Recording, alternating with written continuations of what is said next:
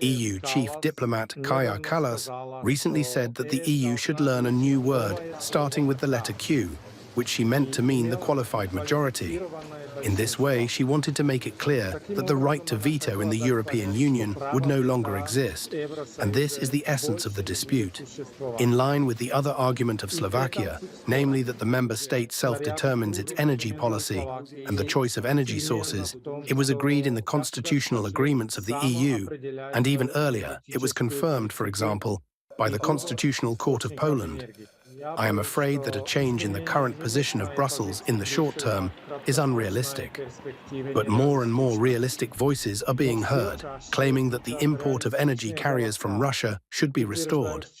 I would like to note, for example, the opinion of the Minister of Energy of Qatar, who announced in 2022 that it is impossible to replace Russia in the modern energy world.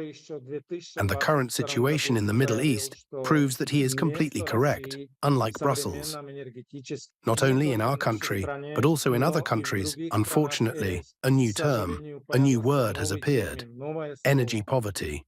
These are people who simply cannot afford to pay for energy. The state is creating various support programs for these people, including in Slovakia. But I think the best program would be to just provide cheap energy. I hope that Hungary will not change its legal position in this dispute, and I believe that not only Hungary and Slovakia, but other countries can and should join this dispute claim. I am afraid that the economy of the EU will have to go through a stronger blow so that the leaders learn and change their ideological views to a more pragmatic approach. Only in this way can they ensure the competitiveness of the European Union, which now suffers from expensive and inaccessible energy.